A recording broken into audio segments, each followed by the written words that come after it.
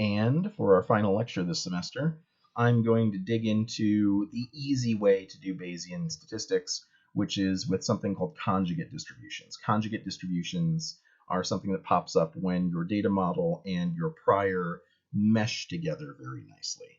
And so I have an example I'll run through here to show you a particular conjugate distribution set, and then I'll talk about some of the other common conjugate distributions and why this stops working for us in a hurry. This gives us a nice approach to Bayesian statistics for a while until you get to more complicated problems, and then for even sort of mildly complicated problems, this gets out of hand. So this will give you an introduction to how Bayesian statistics starts, if you're ever to work on Bayesian statistics to see this stuff in the future. But if you really want to know the mechanics behind this, you're going to need to take a further course. Hopefully, though, this will get you set up. So here's the lecture, and I hope you enjoy. As I was saying before, conjugacy is the easy way of doing Bayesian statistics.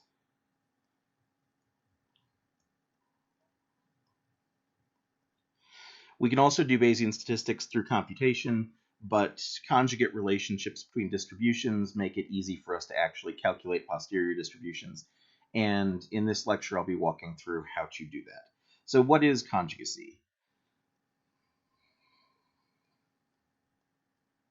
A prior distribution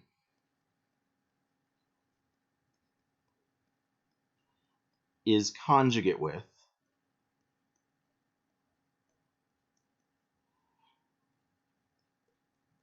a data model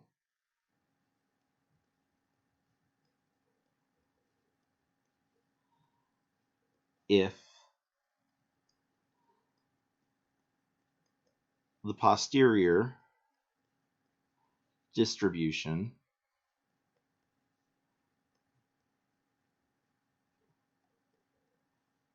resulting from combining that prior and that data model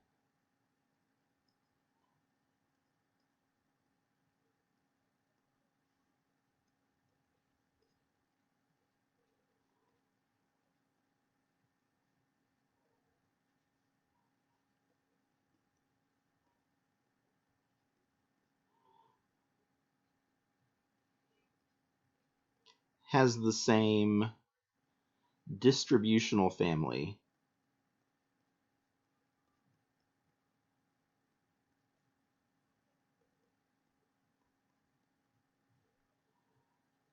as the prior. So I'll explain this with an example.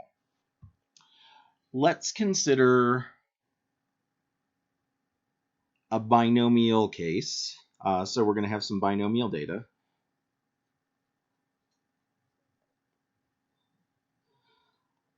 Let's, just to be as topical as possible, let x be the number of people in a random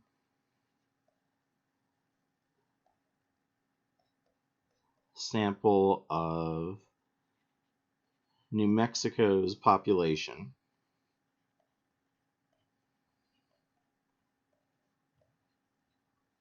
who test positive for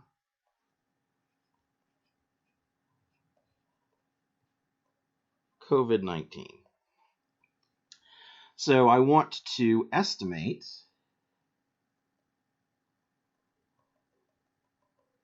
let's move this down.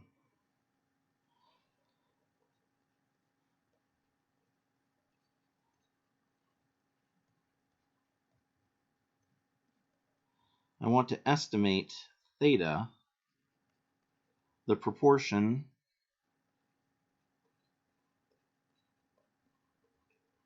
of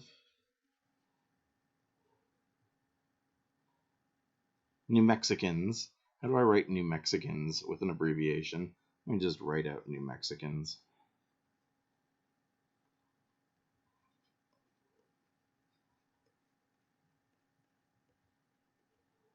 I have to estimate theta, the proportion of New Mexicans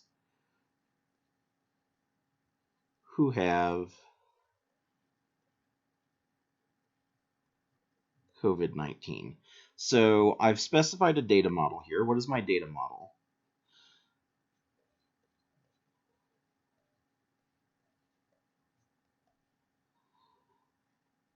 F of x given theta. So I said x is the number of people in a random sample of New Mexico's population who test positive for COVID-19. So this is positive, negative. I always jump straight to the function.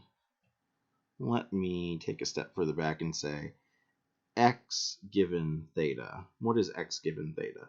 This is going to be binomial n theta, where n is the size of my random sample.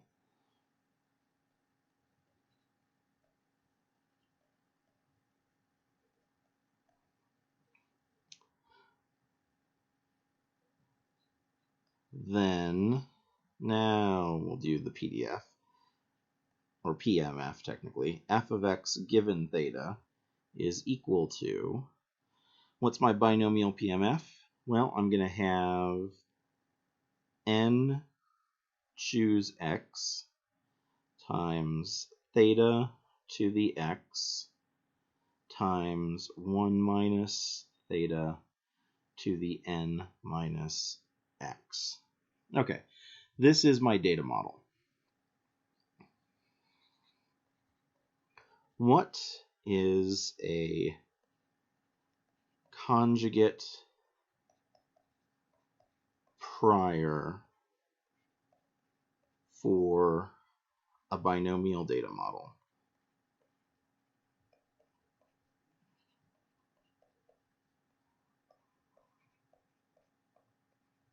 So remember what I said was conjugacy is a prior distribution is conjugate with a data model if the posterior distribution that results from combining them has the same structure, is of the same distributional family as the prior. So if we've got data that looks like this, if our data is binomial, well then the conjugate family for the binomial is going to be the beta family of distributions.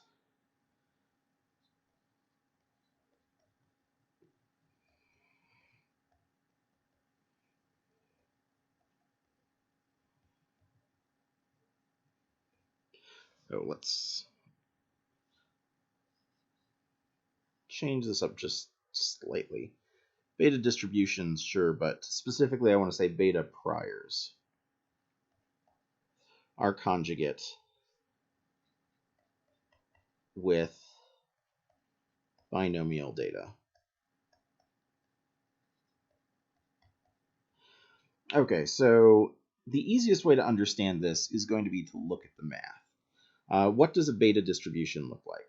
So I've said that my prior on theta is going to be beta. So my prior distribution for theta is going to look like the following. Let me just make sure I'm going to get this right.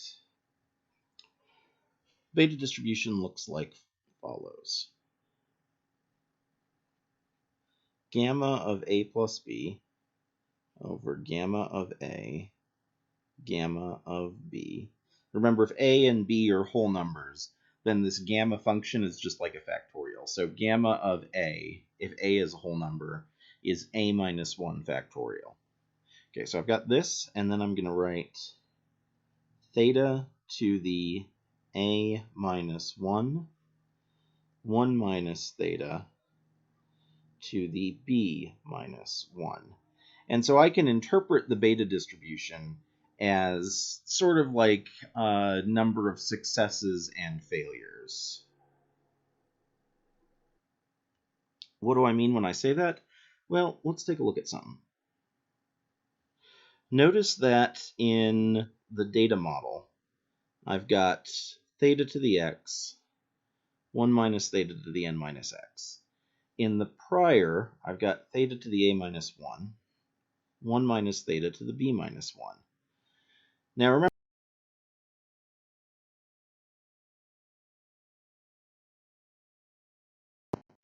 the Bernoulli random trials involved, and n minus x is my number of failures.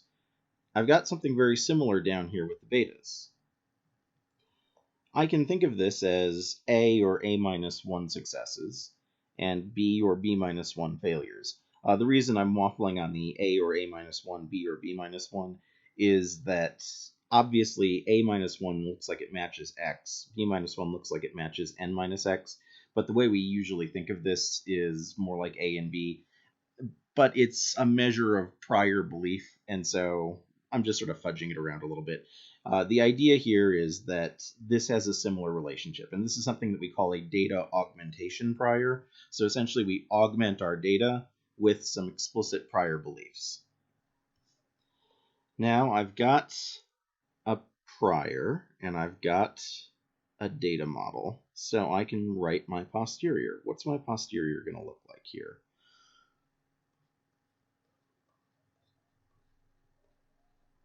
You may be able to hear that there's a helicopter flying around outside. I've been trying to pause my recording so that you don't have it intruding on the audio too much, but it keeps circling around, so I think I'm just going to ignore it, and there are going to be helicopter noises in my video. Okay, posterior. What's the posterior going to look like? P of theta given x is going to be proportional to, remember this is up to a multiplicative constant, it's going to be proportional to f of x given theta times p of theta. Well, f of x given theta times p of theta is going to be equal to n choose x, theta to the x, 1 minus theta to the n minus x times gamma, let me put this onto the next line,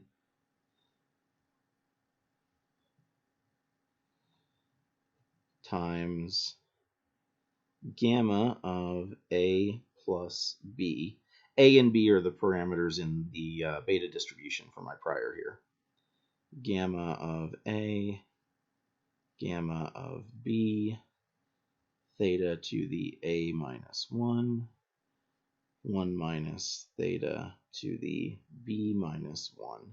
Now let's do another proportionality here, because notice, again, proportionality means anything that's not a function of theta, that's just a constant multiplier, I can ignore. And this and this do not involve theta. So this is all proportional to theta to the, let's combine up terms, a plus x minus 1 times 1 minus theta to the b plus n minus x minus 1. Okay, so this is everything that involves theta, and this looks a lot like my binomial distribution, and it looks a lot like my beta distribution. But remember, the big difference between the binomial distribution and the beta distribution is that in the binomial distribution, theta is the parameter. So this whole thing, this is a function of x. In the beta distribution, this is a function of theta. And so my posterior is going to be a function of theta again. So my posterior looks an awful lot like a beta distribution. Going back to the beginning, this is what conjugacy is. Conjugacy is the prior distribution combined with the data model gets me a posterior distribution that looks like the prior distribution. In this case, my prior distribution is a beta prior, and my posterior distribution is going to be a beta posterior. How do I know what that posterior is?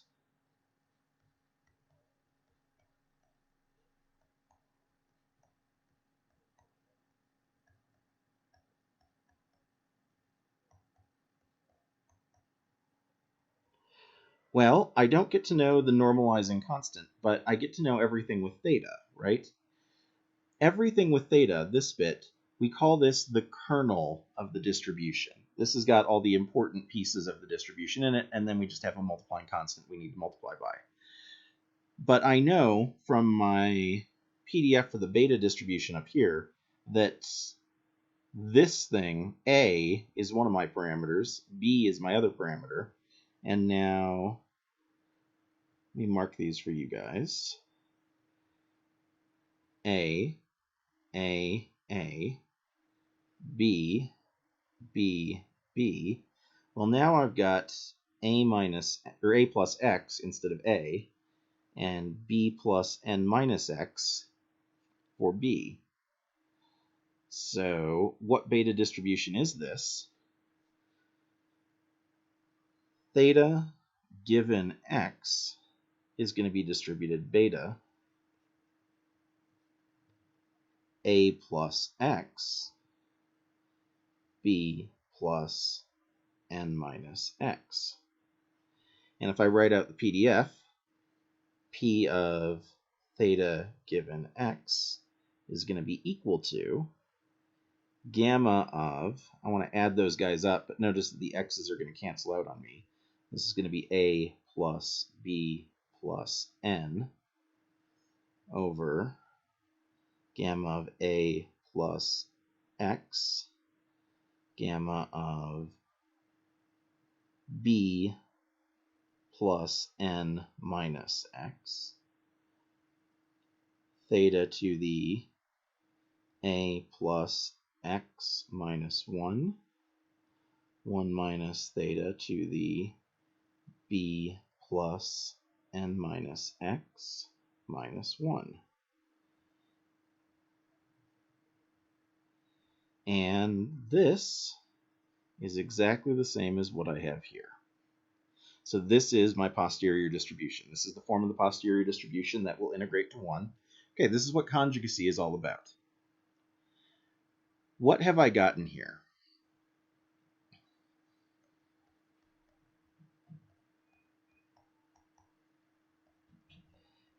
If my data are binomial n theta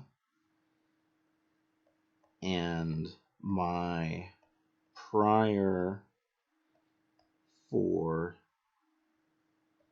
theta is beta AB,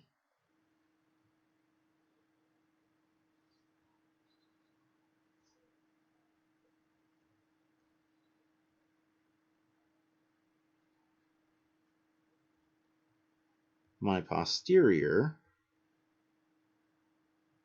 TERIOR, theta given X will be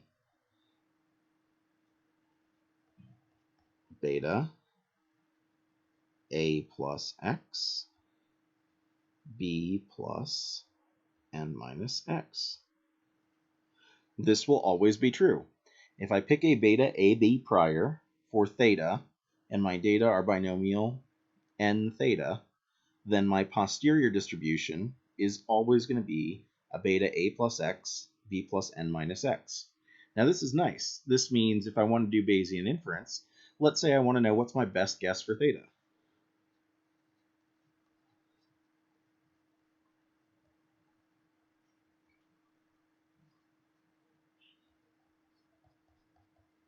My best guess for theta after seeing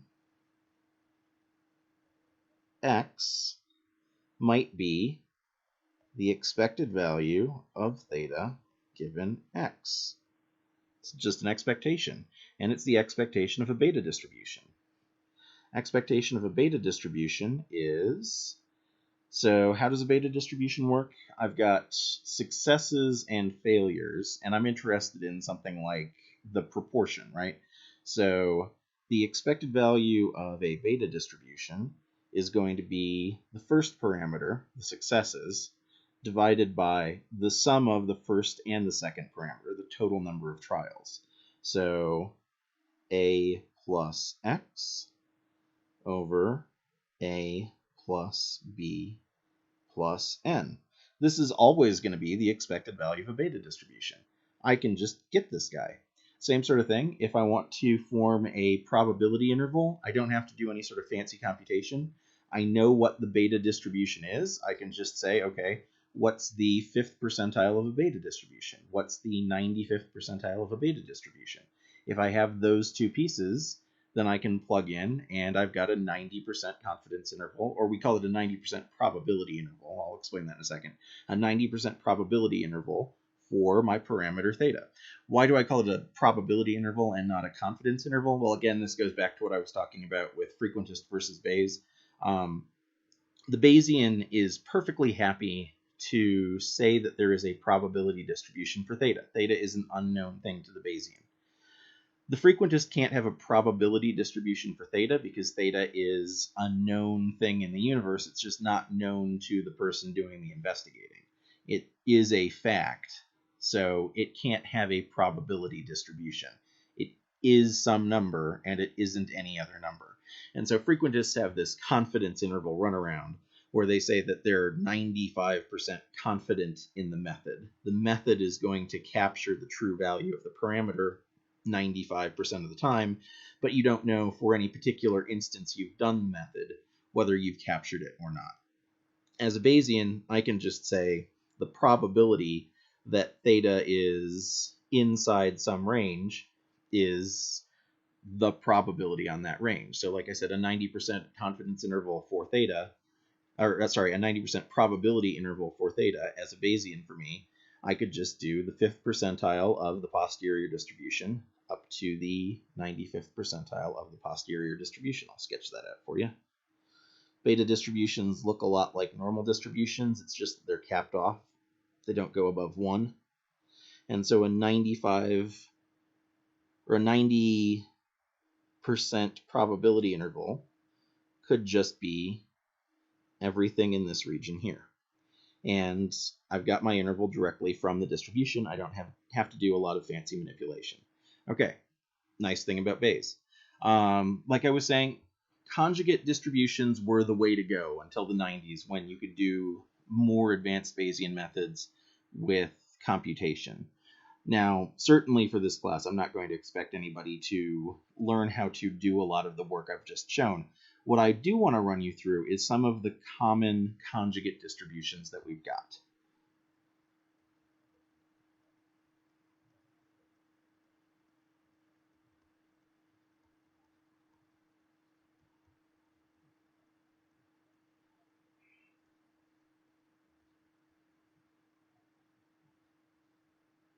No, I think I want to make this a little wider. I think I want to talk about data, prior, and posterior.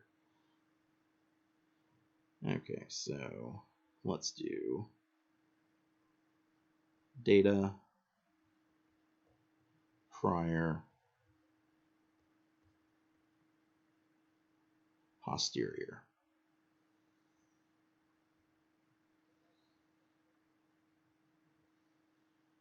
We've already seen that if our data x are binomial n theta, and if our prior is theta is beta a b, we get a posterior. To save some space, I'm not going to write my theta given x. I'm just going to assume that here because I'm going to need to write a little bit more in this column. So this is beta a plus x b plus n minus x. Running out of room already. Now let's say I have x is Poisson lambda. If I put a gamma prior on lambda, so gamma, I usually use an alpha and a beta when I do gamma. What I end up with is gamma alpha plus x beta plus 1.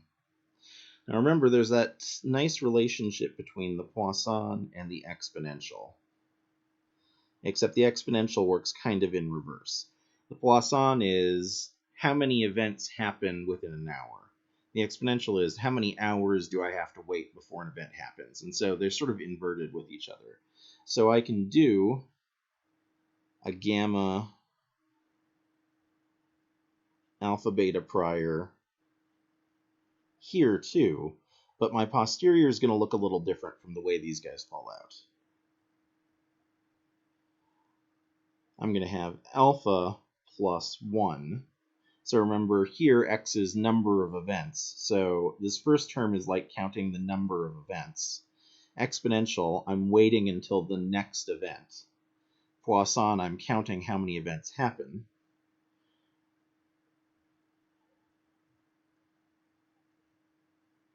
And here, x is how long I have to wait. Up here, I wait 1 unit. I wait 1 hour, see how many events happen. Down here, I wait until one event happens, and I see how many hours that took. So a gamma prior is conjugate with both the exponential and the Poisson, and it has this kind of meaning for us. And the last one I want to mention is, let's do x is...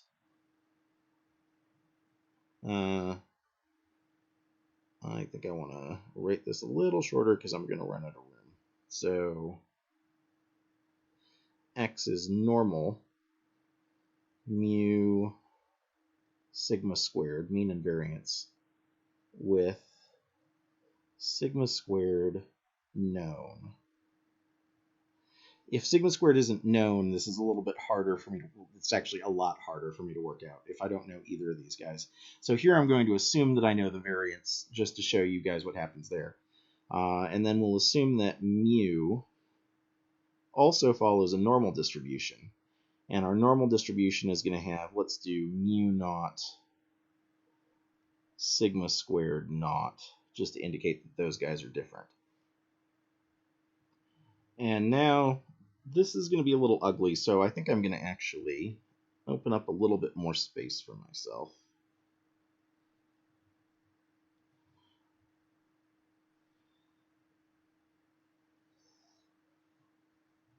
Let's just take this down here. You're not going to like this, and this is going to tell you why we stopped doing conjugacy and started doing computation.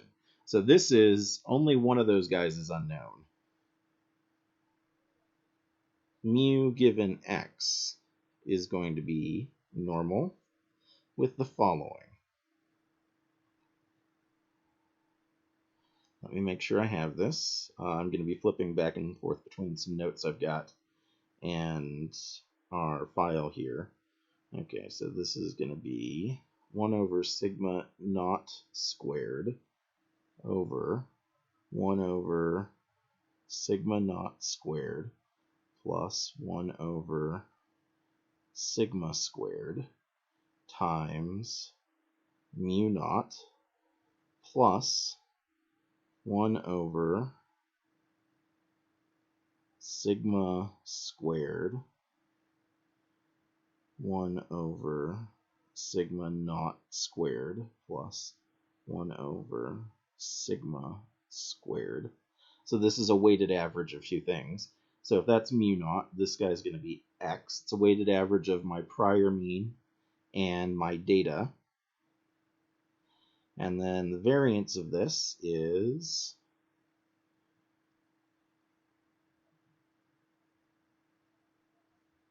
make sure I have this right again. Yes, it's that. 1 over sigma naught squared plus 1 over sigma squared, 1 over all of that. So often as Bayesians, we don't actually use the variance, we use the precision. We use this 1 over sigma squared, 1 over sigma naught squared, so that all of these equations are going to look quite a bit better. But because we haven't done that, and I kind of want to show you how nasty this gets in a hurry, I'm showing it to you this way. So these are probably our four most common conjugate families. And basically the takeaway here is that there is a really nice way we can do Bayesian statistics on fairly easy problems, as long as we're working in easy problems. If we get outside of easy problems, then the math gets pretty complicated in a hurry here. And we need to turn to other tools, like using computers to calculate Bayesian distributions, which now is a piece of cake to do. And so for advanced problems these days, Bayesian statistics tends to be a very standard way to do it because, as we saw in the previous lectures, Bayesian statistics tends to keep you a little bit more in touch with the questions you want to ask. It lets you think about probabilities on unknowns instead of having to assume that unknowns are fixed and you just don't get to see them. The math gets more and more complicated, and so we try to avoid doing the math like this as Bayesians and do it computationally instead if possible. You can prove that the math all works out very nicely on the computational methods. That's something I'm going to be doing for my intermediate Bayes class next semester, but this is the starting point. Like I said, this is what we had until about the 90s, until we got the new tools, and it is still incredibly useful. Lots of people throughout history have been annoyed with Bayes for being complicated and wanting you to assume that you have prior knowledge about what's going on. But it turns out that in practice, over a couple centuries, Bayesian methods just turn out to be really good ways of doing statistics, really good ways of testing statistical hypotheses, of estimating unknown parameters that tell you about what's going on in your world. I am Bayesian. I love Bayesian statistics, and now you've gotten to see a bit of it.